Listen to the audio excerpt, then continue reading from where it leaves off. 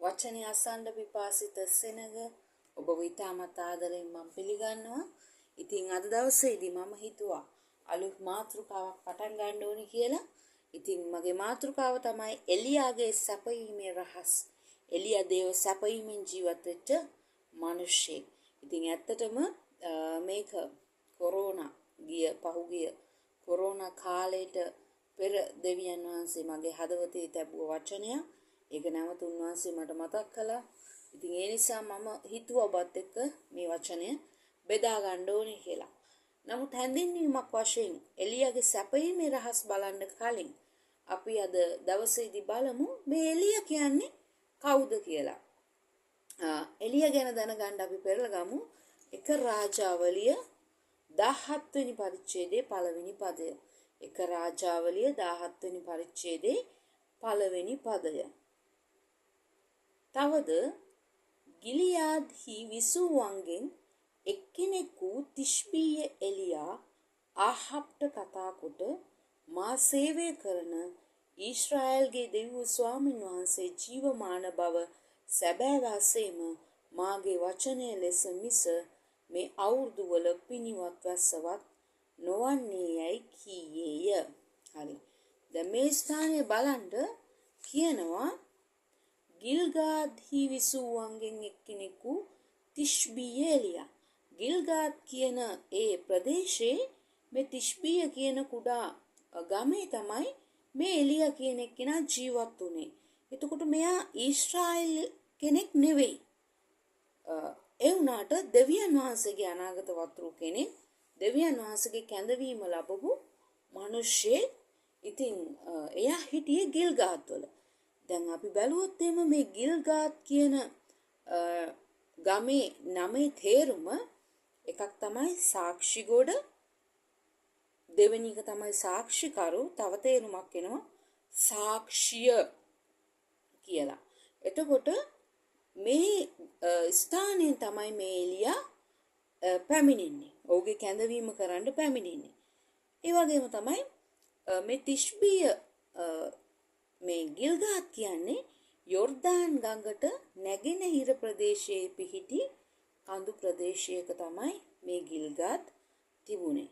ඒ වගේම අපි බැලුවොත් අපි එලියා ගැනනේ බලන්නේ. එතකොට එලියා කියන්නේ ඇත්තටම ඔහුගේ සැබෑ නම නෙවෙයි. අපි ඔහුගේ සැබෑ නම දන්නේ නැහැ. මේක ඔහුව විග්‍රහ කරන්න පාවිච්චි කරපු නමක්. දැන් බලන්න උදාහරණයක් විදියට අම්මා කියලා ගන්නකො. හැම අම්මා කෙනෙක්ටම හැම දරුවෙක්ම කියනවනේ අම්මා කියලා. නමුත් ඒ අම්මට නමක් තියෙනවා. උදාහරණයක් විදියට ගන්න පාස්ටර්. දැන් ඔබ කියනවා මගේ පාස්ටර් මෙහෙමයි, අපේ පාස්ටර් මෙහෙමයි කියලා. ඔබ කතාවක් කියනකොට අපි දන්නවා මෙයාගේ සභාපාලකයා ගැන තමයි, එඬියර ගැන තමයි මෙයා මේ කතා කරන්න කියලා. නමුත් පාස්ටර්ට පෞද්ගලිකව එයාගේ උපැන්නේ නමක් තියෙනවා. අම්මා කියලා දරුවා කිව්වට ඒ අම්මට නමක් තියෙනවා. එතකොට එයාගේ পদවිය විග්‍රහ කරන්න තමයි අපි යාට අම්මා කියන්නේ. ඒ සභාපාලකතුමාට අපි පාස්ටර් කියන්නේ එයාගේ পদවිය විග්‍රහ කරන්න. නැතුව එයාගේ සැබෑ නම නෙවෙයි. සැබෑ නමක් තියෙනවා. නමුත් විග්‍රහ එයාගේ තනතුරු විග්‍රහ කරන්න අපි පාස්ටර් කියලා පාවිච්චි කරනවා. ඒ වගේ මේ එලියා කියන්නේ විග්‍රාහික නමක්. ඔහුගේ සැබෑ නම අපි දන්නේ නැහැ. එලියා කියන නමේ තේරුම ගත්තා නම් එල් කියන්නේ දෙවියන් වහන්සේ, යා කියන්නේ යෙහෝවා. එහෙම නැත්නම් යහවේ කියලා අපිට ගන්න පුළුවන්. ඉතින් මේ නමේ සම්පූර්ණ තේරුම ගත්තා නම් යහවේ දෙවියන් වහන්සේ, මගේ දෙවියන් වහන්සේ. යහවේ දෙවියන් වහන්සේ, මගේ දෙවියන් වහන්සේ කියන අර්ථය තමයි එන්නේ. එතකොට ඔහු සාක්ෂියක් විදිහට මේ ඊශ්‍රායල් සෙනග, දෙවියන් වහන්සේගේ සෙනග බාල් පස්සේ යනකොට ඔහු සාක්ෂියක් විදිහට, සාක්ෂිකරු විදිහට ඔහු නැගිට්ටා. යහවේ දෙවියන් වහන්සේ තමයි මගේ දෙවියන් වහන්සේ කියලා. ඔහුගේ සේවය තුලින් ඔහු ඒක ඔප්පු කළා. ඉතින් ඔබ දන්නවද විශේෂ කාරණේ මොකක්ද කියලා? අද දවසේදී එලියාගේ සේවය කරන්නේ කවුද? සභාව වන ඔබත් මමත්.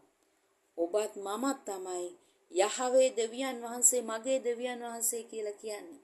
අද බහුතරයක් ඊශ්‍රායල් වරු ගැලවීම ලබලා නැහැ. නමුත් අන්‍ය ජාතික වෙන ඔබත් මමත් ගැලවීම ලබා ඉන්නවා. අපි දෙවියන් වහන්සේව නොදැන හිටියා. දැන් අපි දෙවියන් වහන්සේව දැනගෙන ඉන්නවා. අද එලියාගේ සේවය කරන්නේ ඔබයි මමයි. අපි උන්වහන්සේව ලෝකෙට අඳුන්වලා දෙනවා. ඒ ඊශ්‍රායල්ට දෙවියන් වහන්සේව සිටිය යහවේම නැත්නම් යෙහෝවා දෙවියන් වහන්සේ අද මගේ දෙවියන් වහන්සේ. අද උන්වහන්සේ මගේ දෙවියන් වහන්සේ වෙලා ඉන්නවා. එතකොට ඔබත් මමත් නොදැනුවත්ව හෝ දැනුවත්ව මේ එලියාගේ සේවය අද දවසේ කරගෙන ඉන්නවා. ඉතින් එලියා කියන්නේ අපි එනම් අධ්‍යයනය කළ යුතුම පුද්ගලෙක්, අධ්‍යයනය කළ යුතුම සේවයක් තිබෙනවා. ඉතින් යා පරණ ගිවිසුමේ එලියා විදියට ක්‍රියා කළා. අද අලුත් ගිවිසුමේ එලියා විදියට ක්‍රියා කරන්නේ ඔබයි මමයි. ඉතින් අපි ඊළඟ කොටස් වල එලියාගේ සැපයීමේ රහස් ගැන බලමු. එලියාගේ දෙවියන් වහන්සේ අපේ දෙවියන් වහන්සේ ඒ වගේම එලියාගේ සේවය අද උන්වහන්සේ අප තුලින් ඉෂ්ට කරනවා. එහෙනම් ඔබට ජෙසු පීඨයි.